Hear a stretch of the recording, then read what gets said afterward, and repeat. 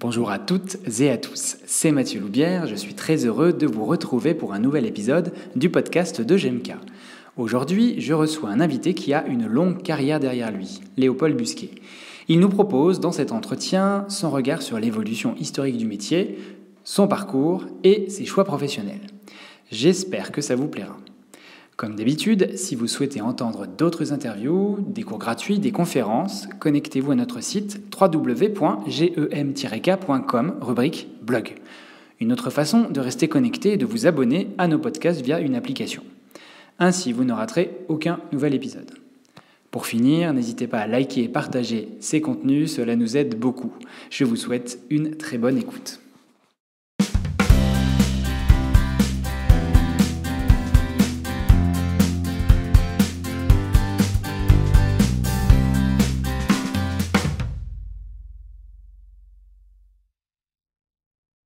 Bonjour Léo, c'est comme ça qu'il faut t'appeler, Léo ou Léopold?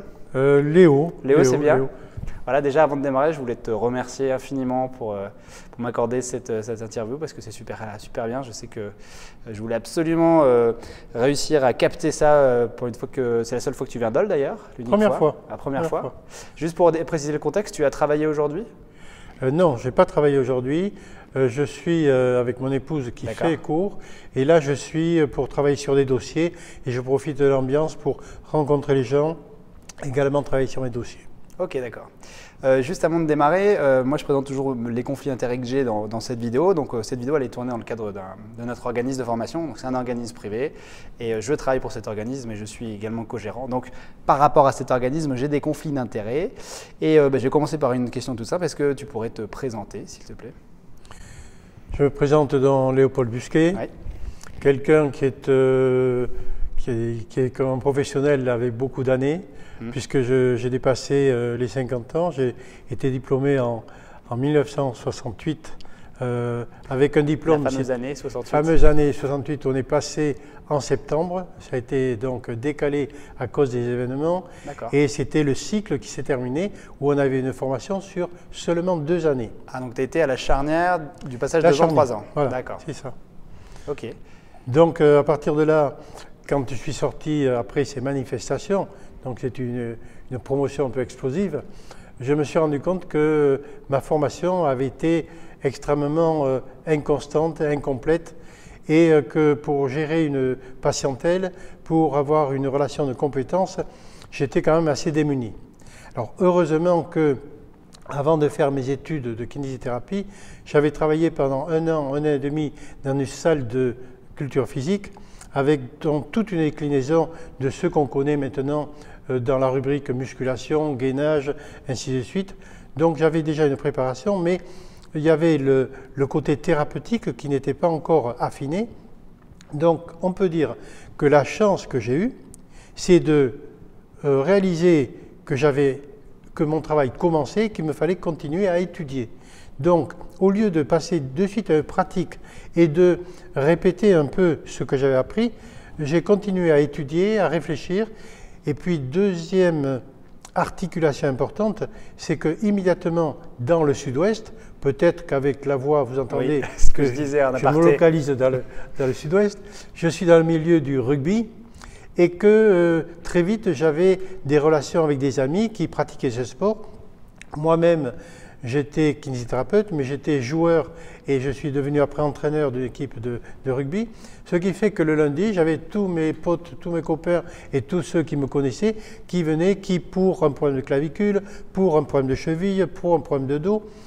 Et je faisais tout ce que je savais avec générosité, mais je me rendais compte qu'il y avait une performance qui n'était pas toujours au résultat. Et chose très importante dans ce siècle passé, c'est qu'il y avait dans les provinces, dans ce pays de campagne, de proximité avec la nature, il y avait des rebouteux. Donc le rebouteux, on peut le voir avec un côté un petit peu critique, mais moi qui les ai approchés, ce sont des gens de la nature, des gens simples, des fois même des paysans, ou des gens qui, par une tradition, on leur avait appris certains trucs, et ils les récitaient. Certains faisaient bien des choses, mais c'était toujours localisé. C'était une spécialité sur une cheville comme ça. sur un bras, mais ils n'avaient pas une approche globale. Et j'ai senti qu'ils avaient chacun des tours de main qui étaient intéressants, mais que tout ça était très empirique, il n'était pas relié par une connaissance.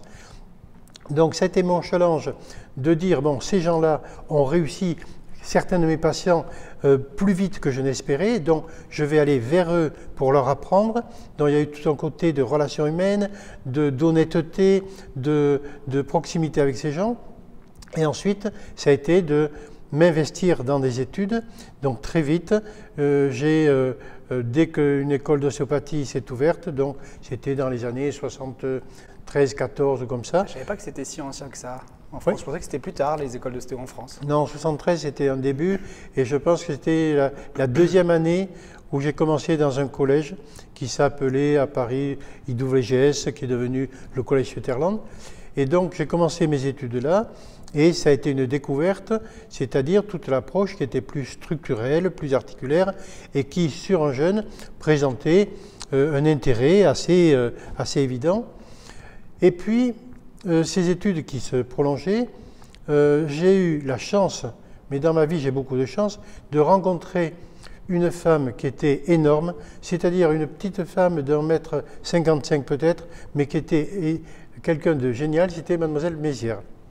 Mademoiselle Mézières, qui avait une conviction, une passion, était une praticienne, avait tout ce côté artisanal, noble, de qualitatif dans ses traitements. Et j'ai eu la chance, donc, comme elle enseignait avec Philippe Souchard près de Pau, j'ai fait ma formation dans les années 76 ou 77 chez elle. Et elle m'a apporté, en complément de l'ostéopathie, qui, je rappelle, était assez structurelle. Elle m'a apporté toute la dimension musculaire. Et comme Mademoiselle Mézières était au début du travail, elle a commencé en 1946 à mettre en place les fondamentaux de sa méthode. Mais elle travaillait et il fallait la voir travailler. C'est-à-dire que même sans parler, on voyait ses mains qui prenaient le corps, qui le trituraient, qui le travaillaient. Et souvent, son discours, ses explications n'étaient pas à la hauteur de sa pratique.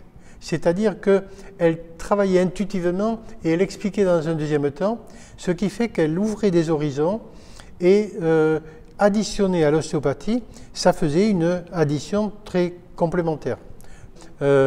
Madame Mézières a apporté cette dimension de chaîne. Okay. Bien. Et cette notion, excuse-moi je te coupe, cette notion de problème qui peut déclencher un truc à distance, elle en parlait déjà à l'époque? C'était une vision qu'elle avait ou elle avait une vision, globale en fait, un peu holistique? Elle avait une vision globale. Comment dire, toute sa méthode était en devenir, donc elle a encore travaillé pendant des années, dont les choses ont progressé, mais elle proposait l'idée qui était très claire, c'est que les muscles avaient une organisation en chaîne, et pour elle, il y avait une chaîne, la chaîne postérieure. Elle a travaillé beaucoup à partir de cette chaîne postérieure, elle l'a valorisée. Et quand je me rappelle Mademoiselle Mézières travaillant, elle travaillait aussi le plan antérieur, et même si dans les années 77, quand j'étais avec elle, elle ne parlait pas de chaîne antérieure, elle a par la suite parlé, et petit à petit, donc, il y a plein de choses qui ont évolué. Il me semblait avoir compris, mais du coup, en t'écoutant, j'ai l'impression que j'avais mal compris, que dans les années, quand c'était à 2 ans d'études, oui, il y avait des cours de Mézières dans les études de kiné. Moi, je pensais qu'il y avait ça, quand c'était déjà à 2 ans. Peut-être, mais je ne pense... Non, je ne pense pas.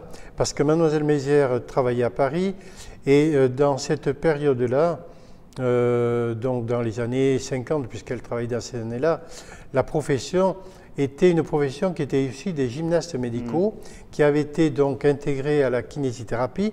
C'était une nouvelle profession, et cette nouvelle profession qui avait pour définition le traitement par le mouvement, d'où kinésithérapie, avait cette priorité de renforcer.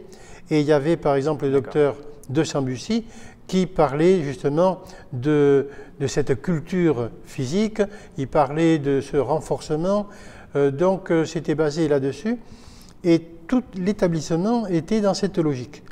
Et en plus, c'était une profession qui était très masculine, très macho. Et là, c'est un petit bout de femme qui dit à ces machos, je ne suis pas d'accord avec vous, moi je suis pas pour cultiver le muscle, je suis au contraire pour considérer que le muscle peut être mon ennemi. Donc on va souffrir d'un excès de travail musculaire et moi je propose, au lieu de le renforcer, de le maîtriser, de le posturer, de l'étirer. D'où deux stratégies différentes et elle a été tellement en conflit parce qu'il y avait l'inertie des habitudes qui était contre elle, elle était toute seule, qui fait qu'après quelques années, elle a quitté Paris pour aller s'installer en Vendée, près de la nature, dans une ferme, et elle recevait ses élèves chez elle, dans sa cuisine, dans sa maison plutôt. Et donc, il y avait un côté un peu initiatique. Quand ces gens-là faisaient du Mézières, alors que le cours n'était pas vraiment déclaré, ils venaient voir Mézières travailler, c'était sur le tas qu'elle échangeait avec eux.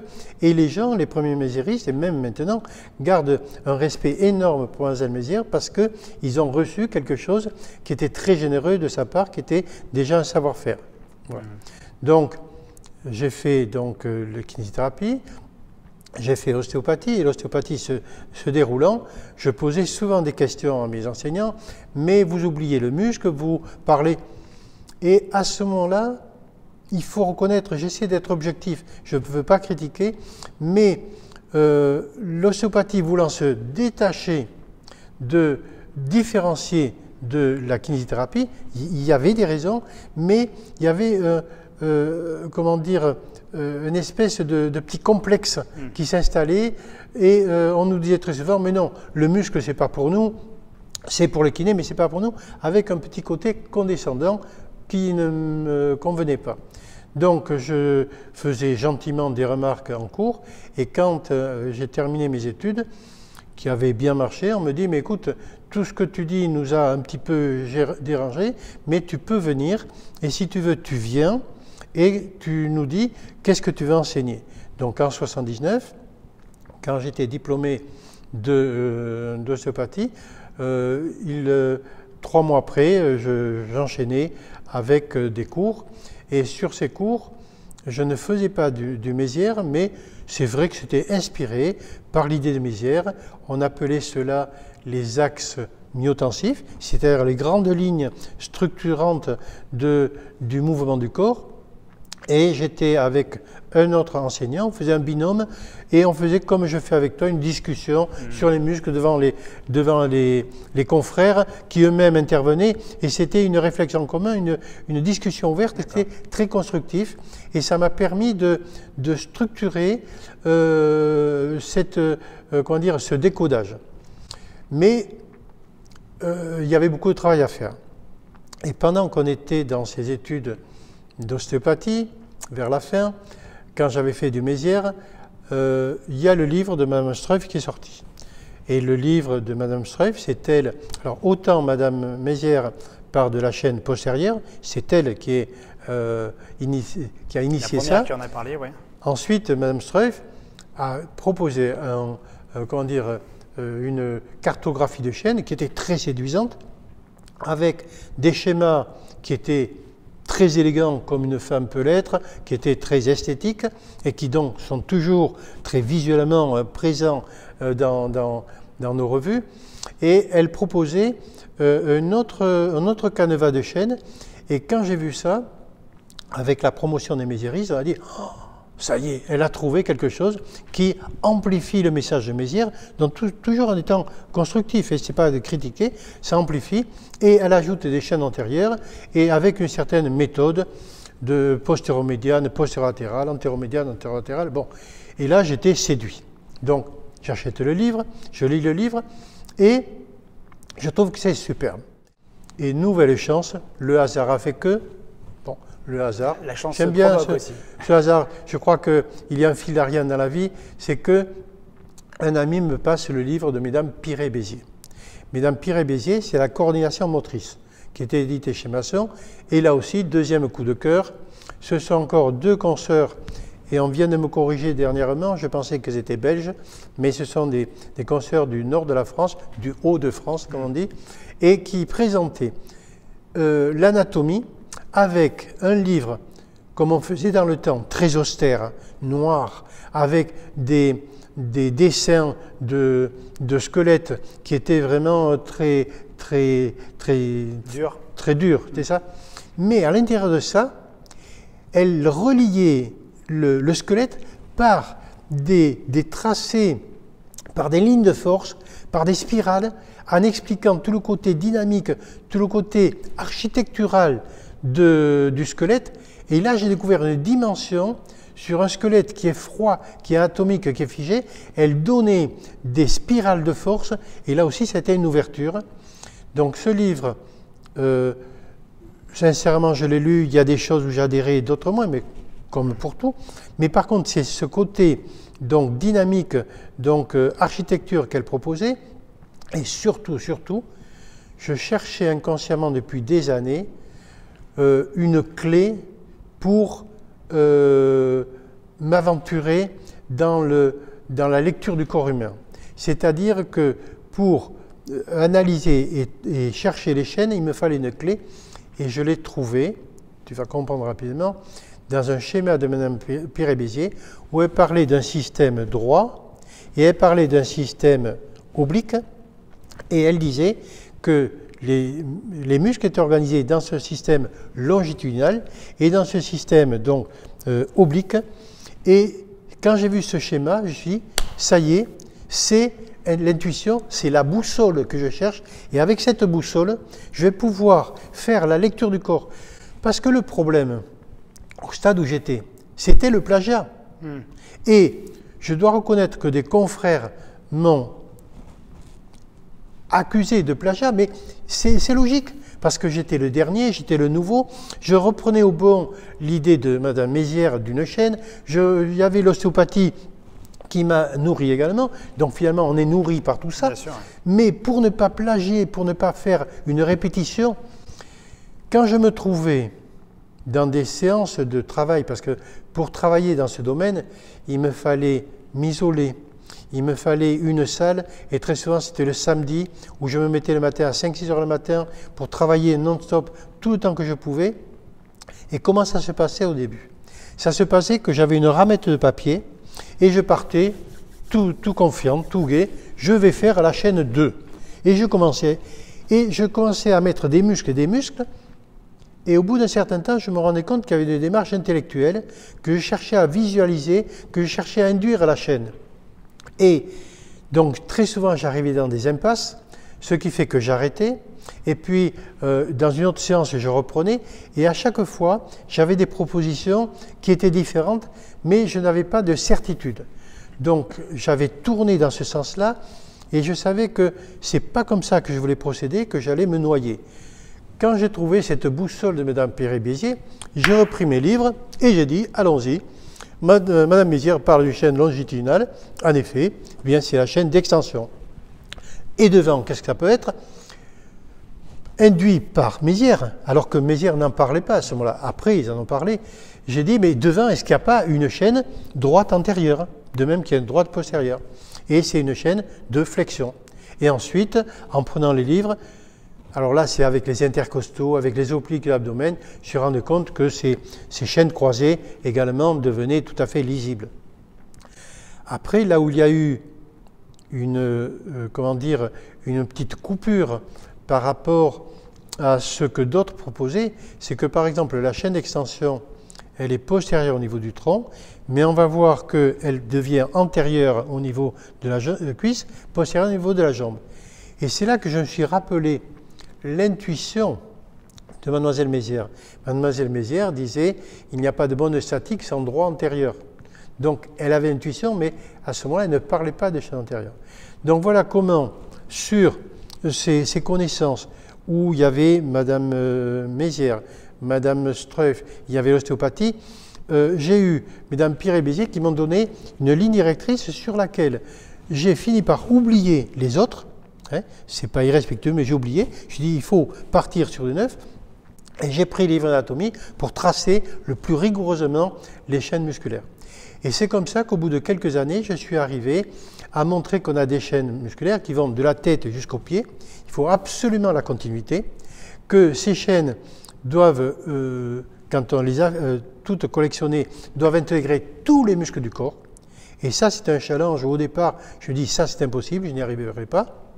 Et on verra qu'en effet, il y a dans les différentes chaînes les muscles des yeux, les muscles de l'ATM, les muscles des mains, les muscles du cou, les muscles de toutes les parties du corps, et que finalement, c'est le canevas des chaînes de flexion, extension et des chaînes croisées d'ouverture et fermeture qui fait que tout s'est collecté et que tout s'est auto-sélectionné. C'est pas moi qui ai été prendre tel muscle pour faire entrer, ça se solutionnait. Et des fois, j'étais surpris de voir la cohérence, presque la facilité. Quand j'arrivais dans une zone que je ne connaissais pas, je faisais comme avec une lampe de poche, je donnais un trait lumineux pour dire, dans ce sens-là, qu'est-ce qu'il y a? Et il y avait les muscles, il y avait la direction. Donc ça a été une découverte. Et c'était vraiment passionnant parce que je découvre de l'intérieur. Ce n'est pas mon intellect qui l'a fait. Donc la notion de chaîne musculaire s'est décantée, elle était rigoureuse et ça, c'est pour ça aussi que j'écris des livres pour que mes confrères puissent juger, puissent critiquer, mais critiquer dans le sens d'améliorer et me dire tiens Léo, là tu as une erreur. Et comme je dis dans mes cours, si quelqu'un me dit qu'il y a une erreur, je vais réfléchir. Et s'il a raison, je vais le remercier parce qu'il ne va pas déstabiliser quelque chose où on cherche à s'améliorer. Au contraire, il va me donner un maillon pour progresser. Donc, les chaînes se sont décantées et maintenant... Tu as mis plusieurs années à plusieurs années, ça. Oui. Plusieurs années, j'ai commencé donc à y travailler avec les études de Mézières m'ont donné le coup d'envoi dans les années 74-75, ouais. Mais jusqu'en 90-95, ça a été une évolution. Et même dernièrement, en travaillant sur le crâne et sur le plan viscéral, il y a eu encore d'autres évolutions. Du coup, tu es resté, si à un moment donné, tu as arrêté de donner des cours en ostéopathie, il y a une scission oui. qui s'est créée à un moment donné? Alors, il y a une scissure parce que dans les années 79, j'ai commencé à enseigner. Oui. Ça a été passionnant parce que le fait d'exprimer, tu vas voir, il y a un relais qui est intéressant. Je suis d'abord un manuel, je suis un praticien, je me sens comme un artisan. Moi, j'avais autour de moi, quand j'étais jeune, le cordonnier, tu avais le pâtissier, et les gens, je les voyais travailler, et c'est beau avoir travaillé, de même que tu vas voir un musicien, il y a le jeu de main. Bon. Donc, je me considère comme un artisan qui, à un certain moment, a une expérience. Cette expérience, pendant les cours, tu l'exprimes. Pour l'exprimer, il faut préparer des supports de cours, et quand tu l'as exprimé en cours, tu as des idées, tu as une cohérence qui s'affine, et après tu le dis, je suis prêt pour faire une écriture. Et l'écriture, c'est un monde de méditation, c'est une méditation éveillée, c'est une méditation dans le sens de concentration, où tu rentres à l'écriture, et même le geste de l'écriture. Ça, c'est une remarque que je fais, tout le monde va sur des ordinateurs, alors que quand tu écris avec un stylo, que tu fais ces lettres rondes, bon, j'ai eu... quand j'étais jeune à l'école, les pleins, les déliés, et avec les plumes majeures et des choses comme ça. Bon, il y a toute une gestuelle. Donc ça quand l'idée que tu as, tu l'écris et tu as la gestuelle de la main, ça anoblit. Tu rentres dans le mot, tu vis la vibration du mot. Donc le fait d'écrire te fait faire des synthèses, te fait faire comme un puzzle qui se rassemble et tu as une espèce de transparence qui s'installe. Donc tu as une synergie entre ce que tu fais en cabinet, donc le faire, le savoir dire, et après le savoir écrire. Et donc tout ça se nourrit et ça fait que même encore maintenant, cet après-midi, j'ai encore travaillé sur les déformations du genou, mais pendant que Michel faisait cours, j'ai passé 3 heures de temps isolé dans mes textes, et donc c'est comme ça qu'on progresse. Donc l'ostéopathie, on m'avait demandé qu'est-ce que tu veux faire dans l'enseignement. Et j'ai dit, bon, j'aimerais bien développer toute l'organisation musculaire d'un côté, mais je voudrais aussi travailler le crâne. Et on m'a regardé, on m'a dit, le crâne, quel rapport avec le système musculaire? Et je dis, je ne sais pas. Je ne sais pas, mais pour moi, le crâne fait partie de l'entité du corps et que les circuits musculaires étant tellement dynamiques, tellement importants dans l'activité de l'homme, que le crâne doit être une partie prenante là-dedans. Pour l'instant, je ne peux pas vous répondre, mais j'aimerais enseigner et le plan musculaire et également tous les cours au niveau du crâne. Et donc, j'ai continué à progresser et au bout de 4-5 années, 6 années, je manquais d'espace et il me fallait plus d'heures, mais les plannings étant très chargés, on ne pouvait pas non plus démesurer. Donc, quelques années après, j'étais devenu directeur, un des directeurs du collège. Donc, j'avais une situation qui était tout à fait, confortable et sécure pour l'avenir. Du coup, tu n'étais que enseignant ou tu pratiquais, tu étais toujours clinicien? J'étais toujours kiné. C'est-à-dire que ponctuellement, il y avait des séminaires, mais il y avait alternance. Ça se faisait tous les mois comme ça peut se faire en formation continue actuellement. Alors, il y avait le cabinet, il y avait l'enseignement et il y avait des clubs que je suivais, en particulier le Stade Toulousain, des équipes italiennes qui m'appelaient, ainsi de suite, donc j'avais une vie extrêmement chargée. Donc, au bout de quelques années, je me suis rendu compte que dans le collège d'ostéopathie, j'avais un certain avenir, une certaine sécurité de société, mais que ce n'était pas ça mon trip, ce n'était pas ça ce que je ressentais et qu'il me fallait aller plus loin dans les chaînes. Et donc, j'ai décidé d'arrêter. Et mon collège, je n'ai pas vendu mes parts, je les ai laissés à mon enseignant et je suis parti. Et je suis parti avec un ami qui s'appelait Bernard Pionnier, qui avait fait ses études d'ostéopathie avec moi, avait fait aussi Mézières et on ne s'était pas vu depuis 7 ou 8 ans. Et je lui ai téléphoné, je lui ai dit voilà où j'en suis, est-ce que tu veux venir avec moi? Il me dit banco, je viens. Et donc on a presque toute la carrière, il a arrêté il y a quelques années, notion d'âge, mais autrement on était ensemble. Et donc à partir du moment où en 1994 j'ai arrêté le collège d'ostéopathie, je n'ai plus fait que ça et ça m'a permis d'évoluer énormément. Donc même en 1994, depuis, ça a énormément évolué. Et dans les années 89, 90, mon épouse, Michel, a développé, à partir de cette relation contenant-contenu, tout le côté viscéral. Donc là aussi, le côté viscéral, il faut le reconnaître, est parti de connaissances ostéopathiques, mais traité différemment. Donc là aussi, on a pu dire, tiens, mais Busquet, il fait sûrement du plagiat. Alors que maintenant, là aussi, les livres le montrent, que c'est une structure, une organisation différente, une analyse différente. Et le fort également, et je l'ai vu cet après-midi avec les confrères qui écoutaient avec les yeux assez ronds Michel, il y a cette lecture anatomique où elle se balade, c'est vraiment très vivant comme cours parce que tu fais cette relation et tu vois comment le plan viscéral peut être traité. Le plan viscéral est traité en tant que continuité structurelle, continuité conjonctive. Ce qui fait que quelqu'un qui travaille avec les mains va travailler sur la peau, va travailler sur le muscle squelettique, sur le viscéral, avec la même logique. Et dans la méthode, la logique c'est quoi? Chercher les points de tension qui font que dans ces circuits dynamiques, ça dysfonctionne, et on va chercher à relâcher les points de tension.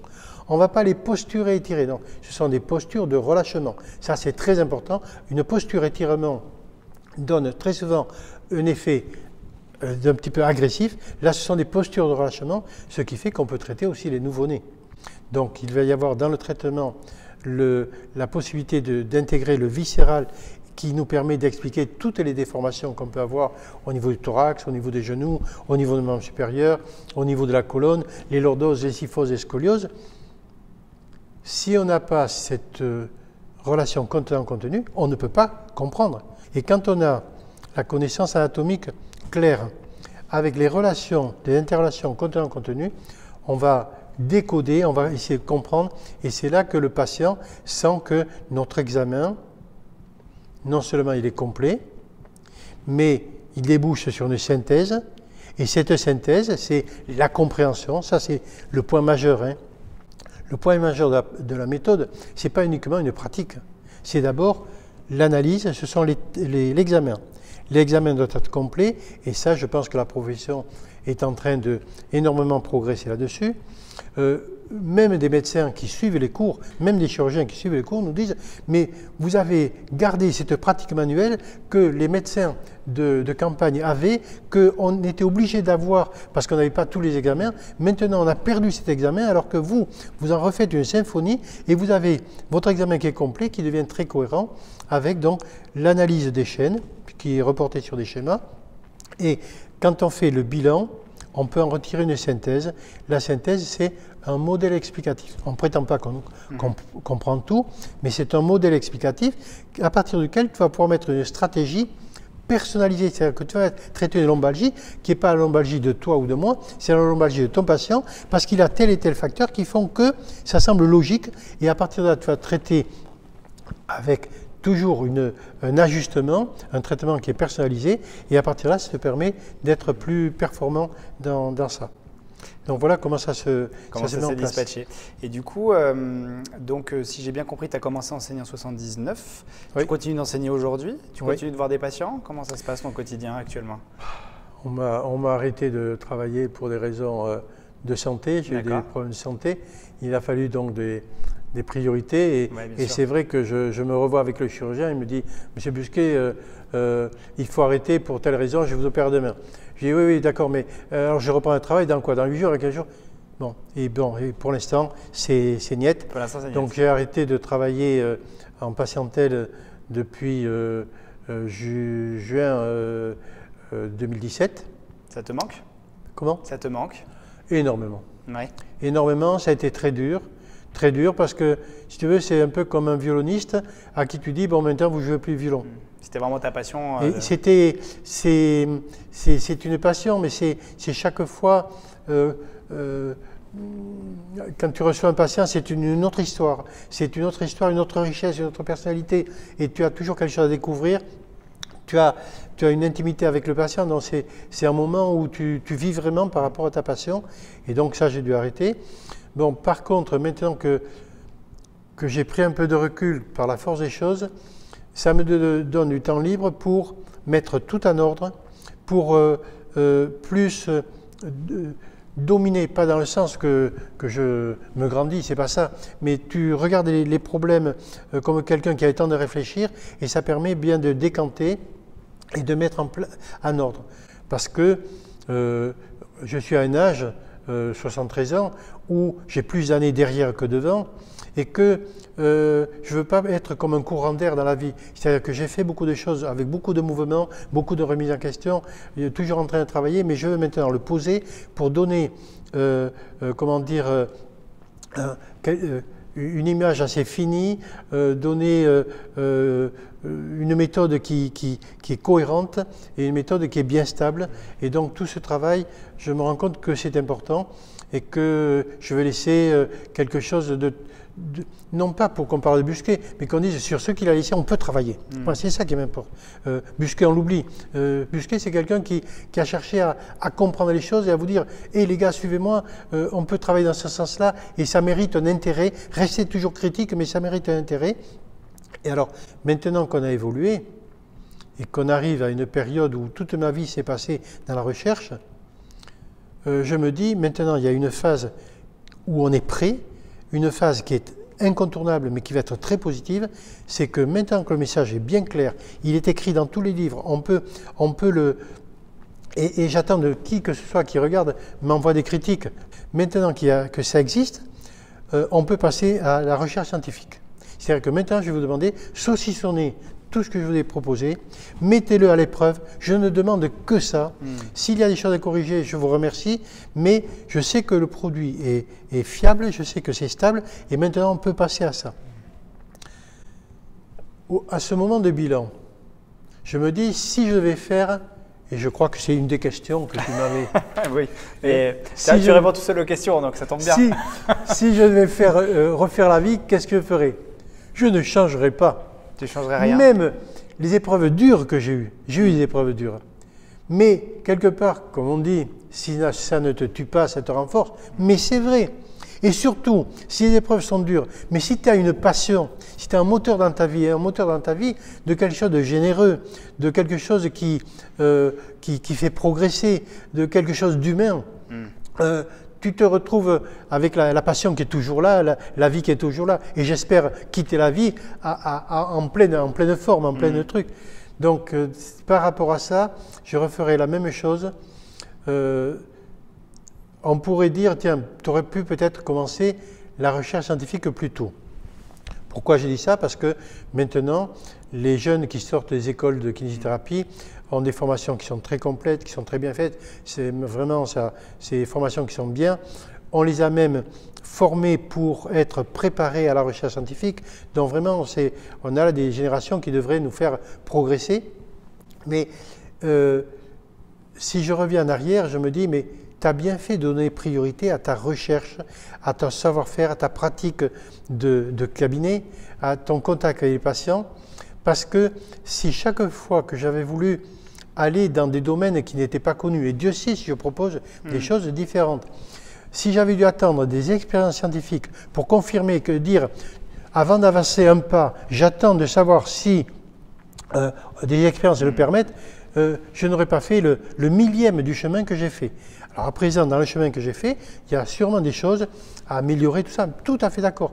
Mais je suis plutôt dans l'esprit, vous savez, j'aime bien ces gens de la montagne, ces petits paysans qui l'hiver vont faire les moniteurs du ski, l'été ils amènent en montagne, et quand ils regardent la nature, ils disent hop, demain les enfants, il va pleuvoir, hein, oh là, bon, c'est bien sûr empirique, mais ils fleurent la nature, ils respirent la nature. Eh bien moi je vous dis, les jeunes, bon, je ne suis pas très grand, mais suivez-moi, je vais vous emmener dans des domaines pas connus, en montagne, la montagne du corps humain, et vous allez voir, je ne vais pas vous perdre, je vais pas vous perdre.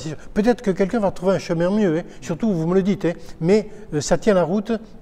Et suivez-moi, ce que je vous dis, c'est sécure, je ne vous bluffe pas. Surtout, il y a une notion qui est importante dans ma vie, c'est l'honnêteté intellectuelle, l'honnêteté humaine, de ne pas, même en cours, de ne pas en rajouter. Non, on ne bluffe pas, on peut même dire, bon, vous savez, là, je ne suis pas très fort, ce n'est pas ma spécialité. Il y a des domaines où je pourrais le dire, ce n'est pas ma spécialité.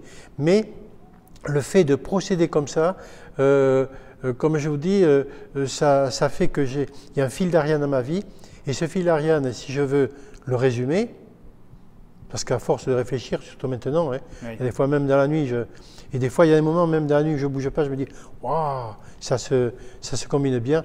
Si je veux résumer, c'est mieux comprendre pour mieux traiter. Je vois des phrases où on dit mieux connaître pour mieux traiter. Oui, il faut mieux connaître, c'est vrai, mais c'est surtout comprendre. Mais pour comprendre, il faut bien connaître. Hein, mais il faut aller plus que la connaissance. La connaissance, vous pouvez avoir toutes les encyclopédies médicales dans votre bureau, mais il faut les faire vivre. Et qu'est-ce qui va faire vivre cette connaissance? C'est le bon sens, c'est l'ingéniosité, c'est même votre indépendance d'esprit, votre, comment dire, presque provoquer un peu les choses, aller les chercher. Donc ça, c'est important, c'est bien comprendre, mieux comprendre pour mieux traiter. Mieux comprendre, et je dis mieux comprendre pour ne pas dire il faut comprendre, ce n'est pas l'absolu, mieux comprendre, c'est chercher à toujours mieux comprendre.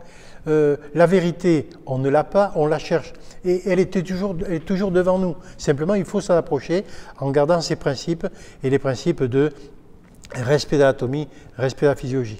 Et quand vous cherchez à garder ces deux rails, l'anatomie et la physiologie, vous pouvez avancer dans des domaines que vous ne connaissez pas.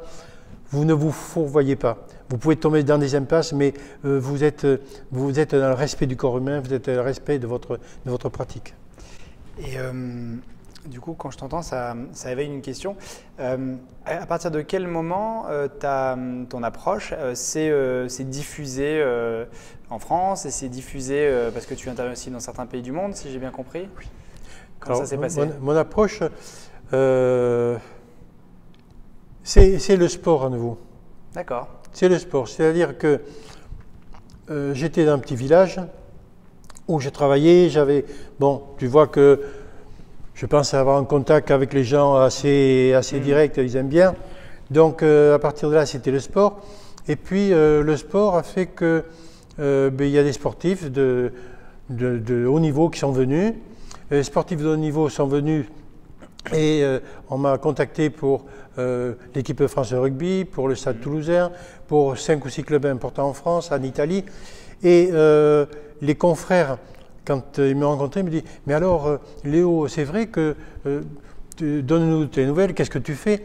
Mais tu ne peux pas nous expliquer. » Et donc, avec l'expérience du Stade Toulousain, et en particulier il y a eu 2 cas très importants. C'est deux personnes à qui on avait interdit de jouer au rugby pour des raisons classiques de lombo-sciatique, et une autre, c'était des problèmes d'arthrose de genou.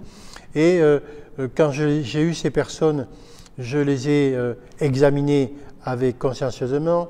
J'ai fait une synthèse qui était un peu différente avec une analyse. J'ai trouvé des explications. Et au bout de quelques séances, ces gens-là ont été améliorés, et ce sont des gens qui ont repris la compétition.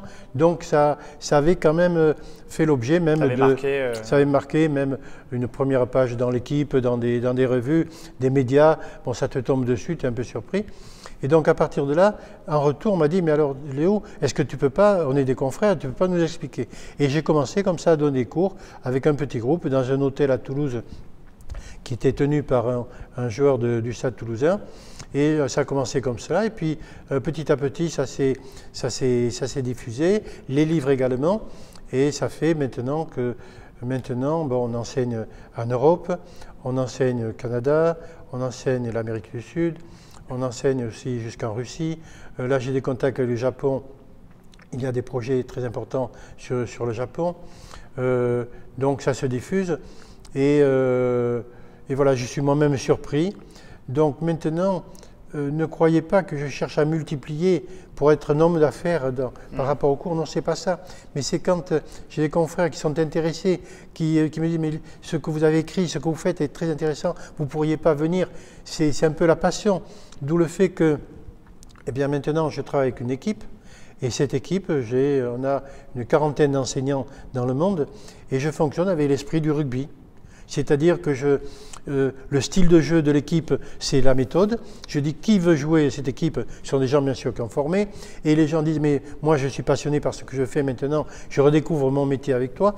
Et donc on forme une équipe dynamique qu'on retrouve chaque année. On fait une grande réunion pédagogique on met en place un conseil scientifique pour dynamiser tout ça et potentialiser. Et donc petit à petit, il y a notre formation qui se répand. On a même eu dernièrement, pour moi c'est une reconnaissance importante, hein. C'est pas la tête qui gonfle, mais c'est une reconnaissance ici plutôt. C'est une université, une faculté de médecine d'Amérique du Sud qui a fait faire la formation dans le cadre de la faculté, et les enseignants ont été vraiment enthousiastes par rapport aux propositions. Ils ont vraiment adhéré, et ils ont même décidé de faire un diplôme universitaire pour les gens qui sont spécialisés dans la méthode des chaînes. Donc il y a des universités. Également, j'étais reçu dans une université à Saint-Pétersbourg devant une assemblée de 200 médecins, chirurgiens, et voilà. Et les échos sont positifs. Donc maintenant, j'ai confirmation que ça tient la route, et que mon équipe, petit à petit, va pouvoir nourrir cette idée, parce que bon, ma personne passera son temps, mais ce qui importe, c'est les idées, c'est la promotion de la profession. C'était ma question qui allait arriver, c'est l'avenir. Tu la vois comment, l'avenir de l'approche? L'avenir de l'approche, c'est tout en gardant ce respect de l'anatomie, de la physiologie, l'enthousiasme de la profession. C'est encore qu'il y a beaucoup de chemin, on peut encore énormément progresser, mais progresser non pas par la dispersion. Nous, on a 2 mains, on doit garder la richesse de nos mains. Alors après, ça va être aussi d'être tellement cohérent dans notre méthode qu'on va pouvoir travailler en collaboration avec d'autres professions, que ce soit les podologues, que ce soit les rhumatologues, que ce soit les chirurgiens, que ce soit les médecins, et donc de faire une équipe pluridisciplinaire où on nous aura bien délimité, parce que des fois les professions se disent « mais jusqu'où ils vont ?» Et je me rappelle que certains médecins m'ont dit « mais Léo, tu apprends un viscéral, mais vous faites quoi, de la médecine? Si vous touchez un viscéral, vous faites la médecine. » Donc tu vois, il y a des confusions. Et quand ils ont compris qu'on travaillait manuellement les structures, les tensions qu'il y avait au niveau des viscères, et qu'on traitait comme un muscle, qu'on traitait comme des fascias, là pour eux c'est limpide, et maintenant il y a cette capacité de communiquer, et je vois qu'il y a un avenir, et que bon, le message étant très clair, plus la confirmation que vont apporter les recherches scientifiques, Moi, j'ai fait mon chemin un peu le petit guide de montagne. Et maintenant, il y a des gens qui vont arriver avec des turbos. Ils vont me permettre d'aller plus loin. Mais je crois que c'est une aventure humaine qui peut être fabuleuse dans la mesure où on reste à notre place, dans la mesure où on garde les racines, les pieds sur terre et les mains, et qu'on travaille simplement, ingénieusement, avec beaucoup d'humanité et une connaissance bien sûr de plus en plus complète. Ok, super. Eh ben, merci beaucoup infiniment Merci d'avoir à toi. accès à l'interview. C'était super. Merci à toi. Ça fait toujours plaisir de pouvoir discuter avec autant de gens différents. Et puis surtout, quand on t'entend raconter tout ça, le parcours que tu as eu, enfin, voilà, c'est une belle photographie justement de ce qui s'est passé des années 70 jusqu'à maintenant. Ouais. Et puis ça fait plaisir de voir que tu es extrêmement passionné dans tout ce que tu fais. Donc c'est super cool. Super, merci beaucoup. Voilà. Merci à toi. Et puis c'était un plaisir. plus tard. Merci. Ok.